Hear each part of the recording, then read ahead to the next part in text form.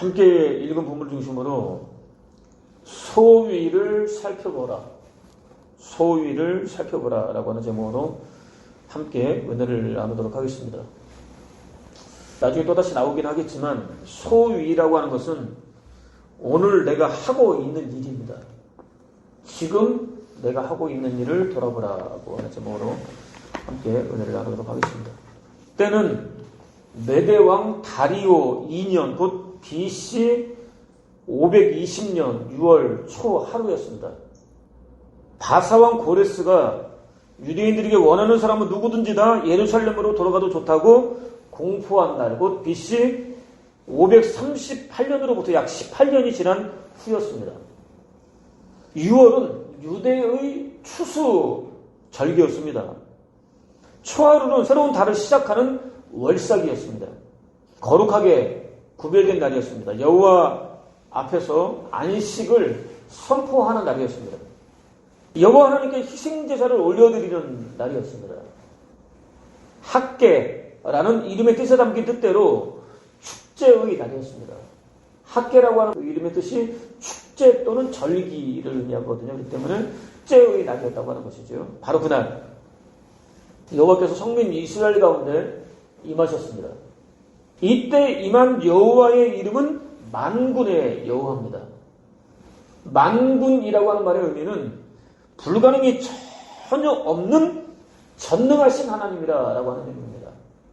전능하신 하나님께서 성전 건축을 시작한 다음에 중단한 채 18년이라고 하는 시간을 보낸 성민 이스라엘 백성들 가운데 임하셨다고 하는 것이죠. 세계를 마음대로 주무르면서 사납고 맹렬한 기세를 떨치고 있었던 대제국 바사가 아니라 이제 막 포로 생활을 끝내고 돌아온, 그렇기 때문에 지극히 작고 보잘것없는 지방국가에 불과한 유다에 임하셨습니다. 큰 나라의 대제국에 임하신 것이 아니라 그 당시에는 이름도 잘 알 수 없는, 이미 지워졌다가 이제 막 회복되어지고 있는 유다에 임하셨다고 하는 것이죠. 선지자를 통해서 무려 18년 동안이나 성전 건축을 끝내지 못하고 있었던 유대의 총독 스룹바벨과 대제사장 여호수아를 책망하셨습니다.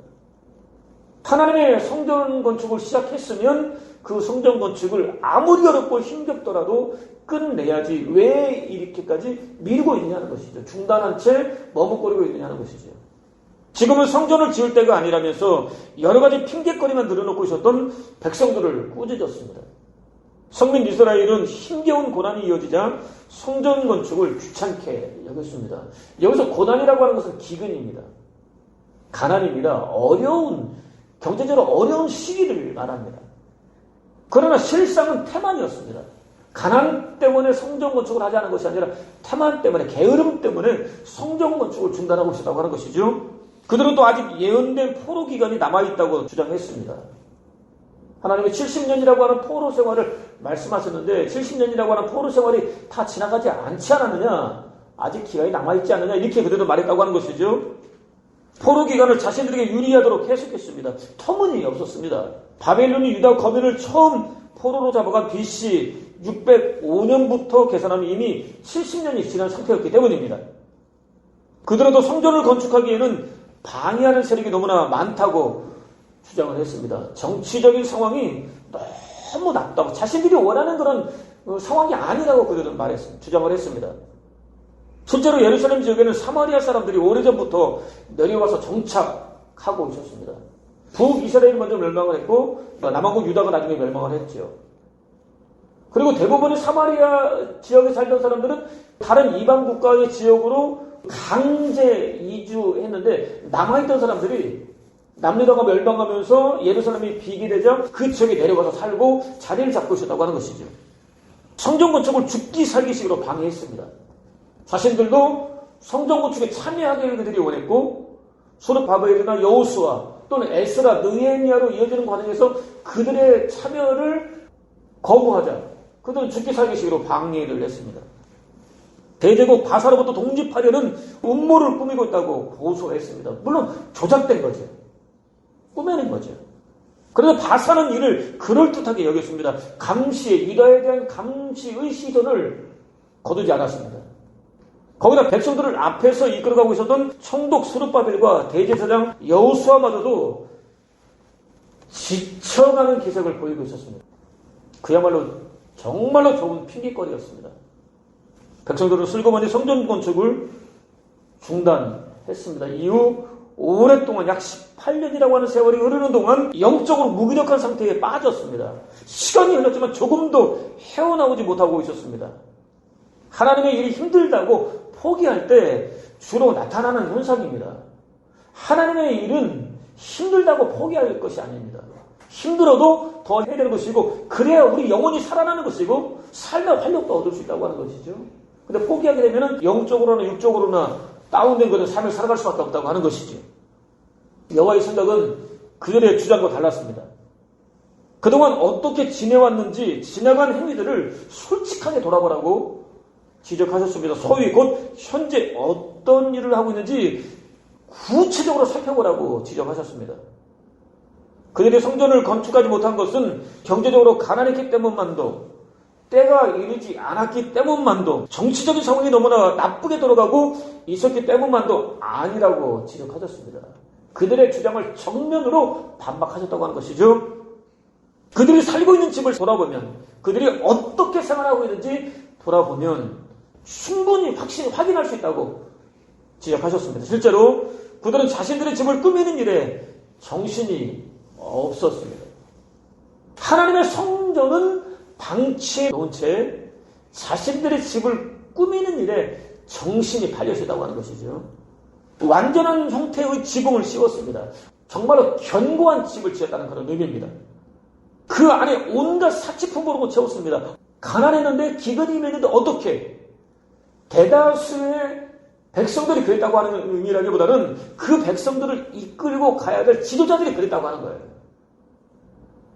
백성들과 함께 고난을 함께 견디며 그들과 함께 성전 건축을 이끌어야 할 지도자들이 그러지 않았다고 하는 거예요. 그것이 일반적인 그런 모습이었다고 하는 것이죠. 온갖 사치품으로 채웠습니다. 집을 완전한 모습을 갖출 때까지 꾸몄습니다. 보기 흉할 정도로 회파된 채 아무렇게나 방치되어 있었던 하나님의 성전은 돌아볼 생각 자체를 하지 않았습니다. 특히 유다 사회에는 정신적인 안정과 함께 육체적인 평안함을 추구하는 풍조가 만연했습니다. 영적인 충만함보다도 정신적인 부분, 육체적인 부분에 관심이 많았다고 하는 것이죠. 영적으로 어둡고 피폐한 상황에 대해서는 전혀 관심이 없었습니다. 개선하려는 의지 역시 당연히 보이지 않았습니다. 오늘 저와 여러분이 살고 있는 이 시대와 조금 더 달라 보이지 않습니다. 영적인 문제까지도 심리적으로 풀려고 하는 세상이 우리를 살고 있거든요. 깨어있다는 그리스도인들마저도 그들과 별반 그렇게 다르지 않습니다. 이제까지 살아온 삶의 방식과 과정을 오늘 내가 삶을 살아내고 있는 방식과 과정을 솔직하게 돌아볼 수 있어야 합니다.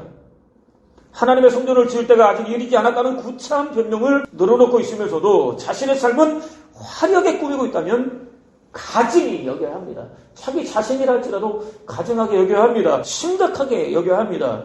회개해야 합니다. 돌아서야 합니다. 여호와의 고발은 씨는 많이 뿌려서도 수확은 적었고 먹어도 배부르지 않으며 마셔도 속이 차지 않고 입어도 따뜻하지 않으며 아무리 벌어들여도 밑빠진 독에 물 붓기다. 너희가 나의 성전 무너진 곳은 아랑곳하지 않고 제 집만 짓느라고 바삐 돌아다닌 탓이다 라고 이어집니다. 하나님의 그들이 힘겨운 삶을 살아갈 수밖에 없는 그들의 삶 속에 기근이, 환란이, 시험이, 정치적인 상황이 나쁘게만 돌아갈 수밖에 없는 이유가 무엇인지에 대해서 하나님이 고발하고 있다고 하는 것이죠. 그들은 여호와를 즐거운 마음으로 섬기려고 하지 않았습니다. 그렇다고 그들이 제사를 그치지는 않았습니다. 제사를 드리고 있지만 즐거운 마음으로 하나님을 섬기지는 않았습니다. 아니, 섬길 마음이 없었습니다. 성전 건축을 대수롭지 않은 일로 여겼습니다. 소홀히 여겼습니다. 자신은 안정된 공간에서 생활하고 있거든요. 제사도 여전히 드리고 있거든요. 그렇기 때문에 성전이 방치된 상태에서 자기에게 피해가 돌아오지 않는 그런 상황이기 때문에 그들은 대수롭지 않게 여겼습니다. 소홀히 여겼습니다. 여호와보다 자신의 이익을 먼저 챙기려는 탐욕에 사로잡혔습니다. 그렇게 힘겨운 상황에서도 자기 이익을 추구하는 사람들이 있었다고 하는 것이죠. 그들이 지도자들이었다고 하는 거예요. 그 결과 아무리 열심히 일을 해도 소득은 터무니없이 적었습니다. 많이 거둬들였다고 생각했는데 실상은 얼마 되지 않았습니다. 아무리 많이 먹고 마셔도 배부르지 않았습니다. 아무리 두껍게 입어도 따뜻하지 않았습니다. 아무리 몸부림을 쳐도 재물이 모이지 않았습니다. 실제로 재물, 옷 이런 의미라기보다는 아무리 많이 가지고 누려도 만족이 없었다는 거예요. 행복하지 않았다는 거죠. 즐겁지 않았다는 거죠. 도무지 만족할 수 없었습니다. 밑 빠진 독이 그 시대의 자화상이었습니다. 아무리 갖다 부어도 채워지지 않는 거예요. 만족할 수 없는 거예요. 뿌리고 먹고 마시고 입고 일해도 소용없었습니다. 무엇보다 영혼육의 평안을 도무지 누릴 수 없었습니다. 여호와 하나님께서 당신을 교묘하게 속이려고 하는 그들의 피나는 몸부림이 호사로 돌아갈 수밖에 없도록 역사하셨기 때문입니다. 수고의 결과들이 쌓이지 못하도록 인정사정 보지 않고 날려버려 주셨기 때문입니다. 그들의 가정은 변명이 그들 자신을 속이는 결과를 낳도록 역사하셨기 때문입니다. 그래서 성경의 중요한 가르침이죠. 하나님을 떠난 상태에서 아무리 몸부림치고 애를 써도 결국 자신을 속이는, 자신이 원하지 않는 결과를 얻을 수밖에 없게 하는 것이 성경의 가르침이라고 하는 것이죠. 사실 여호와께서는 그들이 감당할 수 없는 대단한 요구를 하지 않으셨습니다. 엄청난 재물이 소유되는 희귀한 자재들을 사용해야 된다고 요구하지도 않으셨습니다. 그들이 바벨론에서 포로 생활을 하고 있었던 70년 동안 아무렇게나 방치되어 있었던 예루살렘 주변 어디에서나 쉽게 구할 수 있는 나무를 찍어다가 성전을 지으라고 요구하셨습니다. 하나님이 요구하신 것은 백향목 같은 희귀한 재료가 아니었다고 하는 것이죠. 어디에서나 쉽게 구할 수 있는 나무를 가져다가 구해다가 하나님의 성전을 지으라고 말씀하셨다고 하는 것이죠. 그렇게 하면 기꺼이 받아들이겠다고 약속해 주셨습니다. 그렇게 성전을 봉헌하면 기쁘게 받아주겠다고 약속하셨습니다. 그것에 당신의 거룩한 영광을 드러내시겠다고 약속해 주셨습니다. 하나님의 요구는 그들이 얼마든지 감당할 수 있는 것이었다고 하는 것이죠. 그리고 그렇게 하나님의 명령에 하나님의 뜻에 순종하면 그들이 드리는 봉헌하는 성전을 받으시고 당신 친히 임하시겠다고 약속해 주셨습니다. 여러분 중요한 사실을 확인할 수 있습니다. 여호와께서는 화려한 건물이 아니라 그들의 마음을 요구하셨다는 사실입니다. 하나님이 요구하시는 것은 건물이 아닙니다. 마음입니다. 우리의 마음입니다. 다윗이 인생이 말년을 당해서 자신을 돌아보니까 자신은 화려한 궁에 거하는 반면에 하나님의 성전은 참 초라하더란 말이죠. 하나님의 성전을 지어야 되겠다고 하는 그런 결심을 하지요. 그것을 선지자를 통해서 알립니다. 근데 하나님은 거부하십니다. 아니야, 너는 아니다. 너는 성전을 지을 사람이 아니다. 너는 피를 많이 흘렸기 때문에 너는 성전을 지을 수 있는 그런 자격이 없다라고 말씀하시면서 그의 후손을 통해서 짓겠다고 약속을 하십니다. 그런데 그렇게 다윗의 뜻을 거부하신 하나님께서 약속하십니다. 내가 너를 축복하겠다. 너의 자식들을 축복하겠다. 너의 후손들을 축복하겠다. 너의 후손을 통해서 인류를 구원하는 영원한 메시아를 보내겠다라고 하나님이 약속하신다는 거죠. 중요한 사실이 있습니다. 하나님이 다윗의 뜻은 거절했지만 성전 건축하겠다는 다윗의 뜻은 거절했지만 성전을 건축하겠다는 마음은 받으셨다는 것입니다. 하나님의 저와 여러분들이 요구하시는 것은 마음입니다. 다른 것이 아닙니다. 많은 것이 아닙니다. 하나님은 우리의 마음을 요구하신다고 하는 것이죠. 남북 이스라엘이 통일이 될 때 한 지역이 점령되지 않았죠. 그 지역은 이스라엘에서 노른자의 땅이었습니다. 예루살렘 지역이었습니다. 그것을 학자들은 뭐라고 말하냐면 은밀히 숨겨진 공간이라고 말합니다. 은밀히 숨겨진 공간, 말라기로 말하면 창고입니다. 산상수훈에 따르면 골방입니다. 은밀하게 숨겨진 공간, 말라기로서는 창고, 산상수훈의 가르침에 따르면 골방.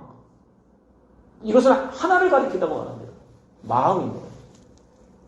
은밀히 숨겨져 있는 공간이 마음이죠. 이 마음.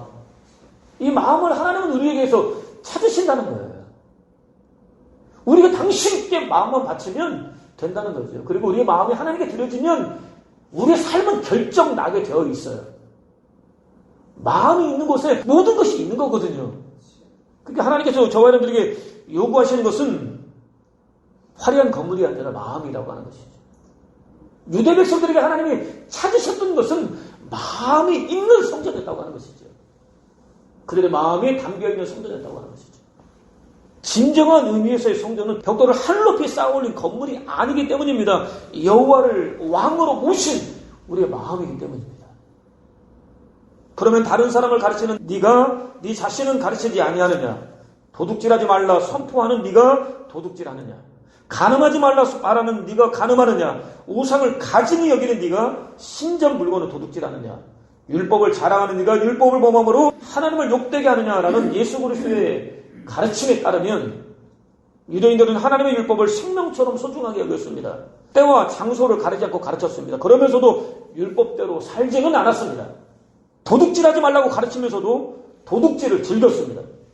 간음하지 말라고 가르치면서도 간음을 즐겼습니다. 살인하지 말라고 가르치면서도 정신적인 살인을 즐겼습니다. 너는 나 외에는 다른 신들을 두지 말라. 너를 위해서 새긴 우상을 만들지 말고 절하지도 말고 섬기지 말라는 하나님의 말씀을 강조해서 가르치면서도 성전의 물건은 진짜 신에게 바친 것이 아니라면서 자신들이 먼저 챙겼습니다. 자신들의 주머니를 채우는 일에 그냥 급급했다고 하는 것이죠. 말로는 얼마든지 가르칠 수 있었지만 실천에 옮길 수는 없었습니다. 이유는 한 가지입니다. 마음이 없었기 때문입니다. 다시 말씀드리겠지만 예수님은 바로 그곳을 일컬어서 강도의 구련이라고 말씀하셨습니다. 강도의 구련, 더 이상 성전이 아니라고 하는 것이죠. 인간의 탐욕이 가득 채워져 있는 그곳은 탐욕에 사로잡힌 인간들로 채워진 그곳은 더 이상 성전이 아니라고 하는 거죠. 소위 성민이라고 불리는 유대인들이 그랬습니다. 목사라고 불리는 선교사라고 불리는 성도라고 불리는 저와 여러분은 과연 어떨까요? 그들과 다를까요? 여호와께서는 재물보다 봉사보다 희생보다 먼저 마음을 원하십니다. 마음에서 자발적으로 우러난 재물, 봉사, 희생, 헌신, 수고를 원하십니다. 99%의 진심이 아니라 바로 그 99%를 무력하게 만들고 마음대로 중보를 수 있는 1%의 전심을 요구하십니다. 아브라함에게 있어서 마지막까지 내놓을 수 없는 1%가 이삭이었겠죠. 다 내놓을 수 있어도 이삭만큼은 어려웠겠죠. 그래 하나님은 그것을 원하십니다. 살아가는 젊은 부부가 있다고 생각해 보자고요. 근데 외딴 섬에 삽니다. 어느 남자에게 군대 영장이 왔습니다. 서로 사랑해서 죽고 살고 못하는데 남자가 섬을 떠나야 되는 그런 상황이 됐습니다. 배가 왔습니다. 이제 떠나야 될 시간입니다.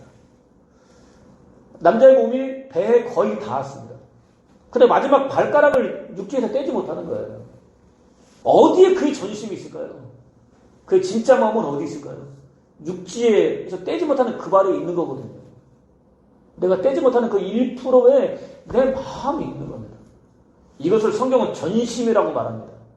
진심 99%가 하나님께 향해 있다 할지라도 마지막 전심이 있는 1%를 내놓지 못하면 우상 숭배인 겁니다. 근데 그들이 그랬다고 하는 것이죠. 목사라고 불리는, 선교사라고 불리는, 랍비라고 불리는, 장로라고 불리는, 제사장이라고 선지자라고 불리는 그들이 그랬다고 하는 것이죠. 스룹바벨과 제사장 여호수아와 그 밖에 남은 모든 백성은 저희 하나님 여호와께서 보내신 선지자 학기가 전하는 하나님의 말씀을 듣고 여호와를 두려워하게 되었다라는 증거에 따르면 그 시대에 그루터기로 남은 하나님의 백성들은 선지자의 외침대로 이제까지 살아온 삶을 돌아보았습니다. 성전 건축을 소홀히 했던 자신들의 죄를 깨달았습니다. 회개했습니다. 마음을 여호와께로 돌이켰습니다. 여호와를 경외했습니다. 마음을 다해서 섬기기 시작했습니다. 성전으로 거듭난 그들이 성전을 짓기 위해서 자신들의 삶을 내놓기 시작했습니다. 여호와께서는 그들을 향해서 내가 너희와 함께 있으리라. 나 여호와의 말이다 라고 약속해 주셨습니다. 원수들로부터 공격을 받고 있었던 성전 건축보다 탐욕을 채우다 견디기 힘든 그것 속에서 몸부림치고 있었지만 이제 회개하고 돌이켜서 당신의 뜻에 순종하기로 결단한 남은 자들과 함께 하시겠다고, 그들과 동행하시겠다고 하나님 약속해 주셨습니다. 임마누엘을 약속해 주셨습니다.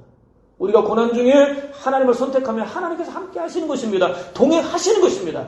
동행 속에는 지키고 보호하겠다는 하나님의 약속이 담겨 있습니다. 지킴과 보호가 우리 눈에 보이지 않지만, 손에 잡히지 않지만 우리가 결단하면 하나님께서 보여주시는 거예요. 내가 너를 지키고 있다, 내가 너를 보호하고 있다라고 하는 사실을 하나님이 보여주시는 것이거든요. 임마누엘을 확인할 수 있는 것이거든요. 바로 그 임마누엘을 하나님이 약속해 주셨습니다. 스스로는 해결할 수 없는 여러 가지 상황들로 인해서 몹시 지쳐 있었던 그들을 위로해 주셨습니다. 여호와께서는 나라를 통째로 잃어버리고 포로로 잡혀간 성민 이스라엘 향해서 두려워하지 말라. 내가 너와 함께 하리라. 놀라지 말라. 나는 네 하나님이 됨이라. 내가 너를 굳세게 하리라. 참으로 너를 도와주리라. 참으로 의로운 오른손으로 너를 붙들리라 라고 약속해 주셨습니다. 함께 하시겠다고. 깊은 절망 속에서 나라를 잃고 포로 생활을 하면서 절망 속에서 몸부림치고 있던 당신 백성들에게 내가 너와 함께 해주겠다. 너의 하나님이 되어주겠다. 도와주겠다. 붙들어주겠다. 라고 약속해 주셨습니다.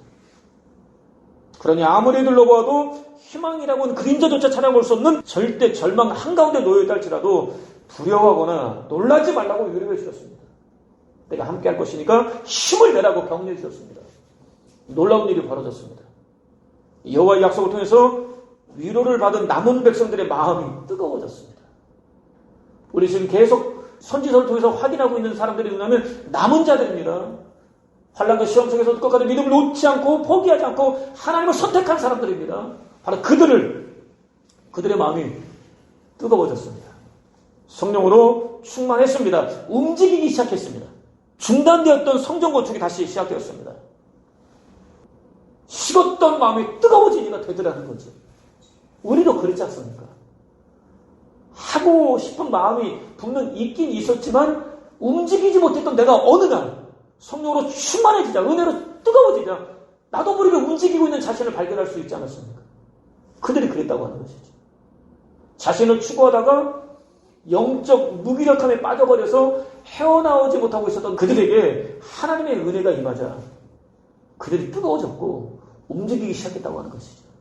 중단되었던 하나님의 일이 다시 시작되었다고 하는 것이죠.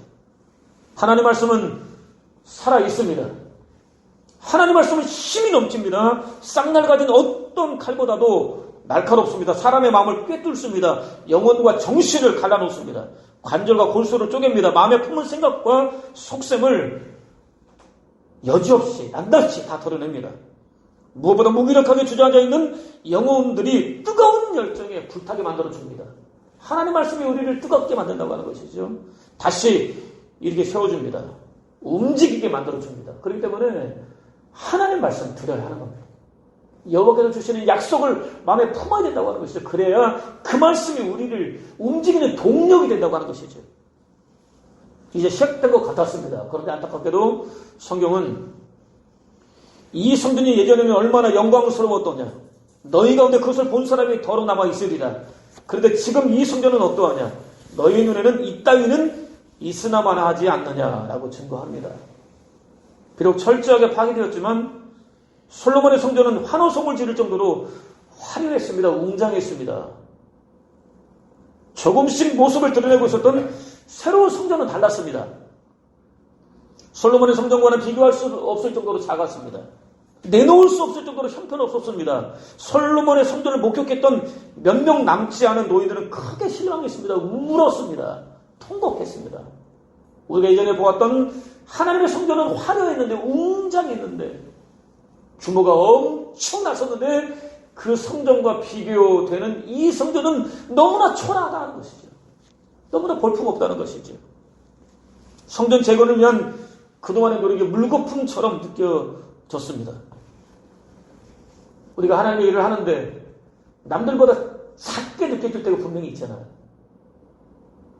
누군가는 큰 교회에서 수만 명 있는 그 교회에서 목회를 하는데 비록 비국 부교육자라 하더라도 목회를 하는데 나는 성도 하나 없는 그런 교회에서 목회하는 경우가 있잖아요. 참 비참하다는 거죠. 자존감이 어떻게 제어할 수 없을 정도로 떨어진다는 거죠. 그때 어떻게 할 방법이 없다는 거죠. 그때 힘들다는 거예요. 몸이 아파버린다는 거예요. 바로 그런 느낌입니다. 그런 느낌. 아니 공부를 덜한 것도 아니고 책을 덜 본 것도 아니고 기도를 덜하는 것도 아니고 전도를 덜하는 것도 아니고 노력을 덜하는 것도 아닌데 다른 상황에 놓여 있을 때 얼마든지 가질 수 있는 그런 마음이겠죠. 성전 재건을 위한 그동안의 노력이 물거품처럼 느껴졌습니다. 그때 그들에게 당신이 함께 할 터이니까 힘을 내려는 여호와 하나님의 격려가 주어집니다. 규모도 보지 말고 수도 보지 말고 사람들의 평가도 보지 말고 내가 너와 함께 하는 것만 생각해라고 하나님이 격려하시는 거예요. 이 말이 3번씩이나 반복이 됩니다. 내가 너와 함께 할 거야. 힘을 내라고 하나님 격려하신다고 하는 것이죠. 성전 건축을 계속하라는 명령이 이어집니다. 그리고 약속이 이어집니다. 이집트로부터 건져주시고 넘실대는 홍해를 열어주시고 반석을 열어서 물을 공급해주시고 하늘로부터 만나를 내려주시고 동풍을 불어서 메추라기를 보내주시고 꼬리에 꼬리를 물고 이어지는 원수들의 공격으로부터 안전하게 지켜주시고 보호해주셨던 당신이 그때로부터 애굽으로부터 건지실 때부터 이제까지 한순간도 떠나지 않고 함께 하셨고 이후로도 영원히 함께 하시겠다는 약속이 이어집니다. 맞습니다. 돌아보면 그렇습니다. 지금 내 눈앞에 보이는 것이 아무것도 없는데 너무나 초라해서 자존감이 무너지는데도 불구하고 돌아보면 하나님의 은혜가 있었습니다. 큰 교회에서 목회한다고 더 많이 가진 것도 아니고 작은 교회에서 목회한다고 덜 가진 것도 아니더라는 거죠. 하나님의 은혜는 여전히 있어 왔더라는 거죠. 바로 그거 말씀하시는 거예요. 확인시켜 주시는 거예요. 내가 너와 함께 했던 증거가 너의 삶 속에 있지 않느냐 하는 것이죠. 어떤 황당한 상황이 벌어진다 할지라도 겁낼 필요가 전혀 없다는 격려가 이어집니다. 온 천하에 있는 은금이 모두 다 당신의 소유라는 선포가 이어집니다. 남은 자들의 실망이 얼마나 컸었는지 확인할 수 있습니다. 하나님의 격려가 계속 이어지는 거예요. 계속 이어지는 거예요. 그들과 함께 하신다는 증거가 계속 이어진다고 하는 것이죠. 특히 오늘 우리가 함께 읽은 본문을 통해서는 이러한 약속까지 이어집니다. 자, 우리 함께 읽겠습니다. 2장 9절입니다. 시작. 이 성전의 낮은 영광이 이전 영광보다 크리라. 만군의 여호와의 말입니다. 내가 이곳에 평강을 주리라. 만군의 여호와의 말입니다. 아멘. 솔로몬 성전은 화려했습니다. 웅장했습니다. 환호성을 지를 정도였습니다. 새로운 성전은 솔로몬의 성전에 비해서 초라하기 그지없었습니다. 그럼에도 여호와께서는 새로운 성전에 임할 영광이 솔로몬의 성전에 임할 영광보다 훨씬 더 클 것이라고 가르쳐 주셨습니다. 거기에 당신의 영광까지 주실 것이라고 말씀하시고 무엇보다 평강까지 주시겠다고 말씀하십니다. 신앙생활에서 중요한 게 뭘까요? 환난과 시험은 모두가 당하는 겁니다. 예수 믿는 사람이나 믿지 않는 사람이나 다 당하는 것이 환난이고 시험이고 고난이고 또 핍박일 수도 있습니다. 그런데 진짜와 가짜의 차이가 이때 드러납니다. 진짜는 이런 상황에서도 평안을 누린다는 거예요. 가짜는 근심하며 걱정하며 염려하며 스스로 주저앉아 버립니다. 하나님의 그 평강 주시겠다고 하는 거예요. 모든 지각에 뛰어난 하나님의 평강, 세상 모든 만사를 얼마든지 참고 견디며 마침내 이기게 하는 능력인 하나님의 평강, 그 평강을 하나님이 주시겠다고 말씀하고 있는 거예요. 언제? 마음을 담은 성전을 세우면 그 성전이 비록 초라하고 볼품없고 사람들에게 손가락질을 당할 수도 있는 그런 모습의 성전이라 할지라도 마음이 전심이 담겨있는 성전이면 하나님 그곳에 함께 하시겠다는 거죠. 그곳에 세상 그 모두 대신할 수 없는 평강을 주시겠다고 하는 것이죠. 한편 예루살렘 성전은 실체를 보여주는 그림자에 불과합니다. 실체를 보여주는 그림자입니다. 아무리 화려하고 웅장해 보여도 영원한 구원에 이르게 할 수는 없습니다. 반면 새로운 성전은 아무리 초라해도 실체이신 예수 그리스도를 가리킵니다. 예수 그리스도께서 볼품없는 모습으로 오셨잖아요. 예수 그리스도를 가리키는 거예요. 허물과 죄로 죽은 세상 만민들이 예수 그리스도 안에서만 참된 구원의 생명의 하나님 나라에 이르를 수 있습니다.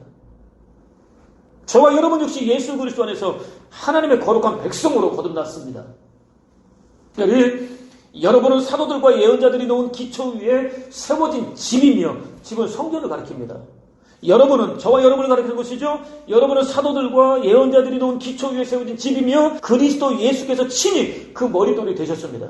머릿돌이 되신 그리스도 예수 안에서 건물 전체가 서로 연결되어 점점 거룩한 성전이 되어가고 있습니다. 라는 증거에 따르면 저와 여러분들은 머릿돌 되시는 예수 그리스도 안에서 하나님의 거룩한 성전으로 오늘 지어져 가고 있습니다. 우리 마음이 하나님께로 향해 있으면 오늘 우리는 우리도 모르게 하나님의 거룩한 성전으로 지어져 가고 있는 거예요. 거기다가 오늘 구절은 뭐라고 말씀하시냐면 오늘보다 내일 영광이 더 클 것이다 말씀합니다. 우리 마음이 온전히 담겨진 하나님의 성전으로 우리가 지어져 가면 오늘보다 내일이 날 것이고 모레가 내일보다 나을 것이라고 약속하고 있다고 하는 거예요. 우리가 생각하지 못하는 그 더 큰 내일이 우리를 위해서 예비되어 있다고 반드시 도래할 것이라고 하나님 약속하고 있다고 하는 것이죠. 하나님께서 그렇게 만들어 주실 것이라고 지금 약속하고 계신 거예요. 초라한 성전을 바라보면서 낙심하고 있는 남은 자들을 향해서 하나님께서 격려하고 있는 것이죠. 위로하고 있는 것이죠. 용기를 내라고 힘을 내라고 하나님 말씀하고 계신 것이지요. 그래서 저와 여러분들이 성전으로 지어져 가는 것은 하나님의 창세전에 작정하신 일입니다. 무엇보다 세상 어디에서도 찾을 수 없는, 세상 무엇도 줄 수 없는 평강을 채워주실 것입니다. 이보다 더 큰 축복은 없지요. 이보다 더 큰 축복이 없지요. 아무리 힘들고 어려워도 자신을 성전으로 지어가는 일에 소홀하지 말아야 합니다. 오늘 우리는 자신을 성전으로 짓기를 원하시는 하나님의 뜻에 순종해야 한다고 하는 것이죠. 가난하다고, 때가 아니라고, 나에게는 가진 것이 아무것도 없다고, 환경이 나쁘다고 발뺌하지 말아야 합니다. 힘들어도 어려워도 하나님이 지으실 수 있도록 온전히 맡길 수 있어야 한다고 하는 것이죠. 선지자 에스겔에게 하늘이 열렸습니다. 하나님의 영이 그를 들어올려서 예루살렘으로 데려갔습니다. 성전에서 벌어지고 있었던 온갖 역겨운 일들을 보여주셨습니다. 제사장들은 여호와 하나님을 원망하면서 온갖 종류의 우상들을 섬기고 있었습니다. 하나님의 종들이 하나님을 원망하면서 자신들의 욕심을 채우기 위해 우상을 섬기고 있다는 거죠. 그들의 마음은 하나님이 아니라 우상들에게 자기 욕심에 우상의 궁극적 실체인 자신에게 사로잡혀 있더라는 거죠. 거룩한 도성 예루살렘도 마찬가지였습니다. 지도자들은 자기 이속 챙기기에 급급했습니다. 여호와께서는 그들에게 죽음을 선포하셨습니다. 더 이상 성전이 아니라고 선포하셨습니다.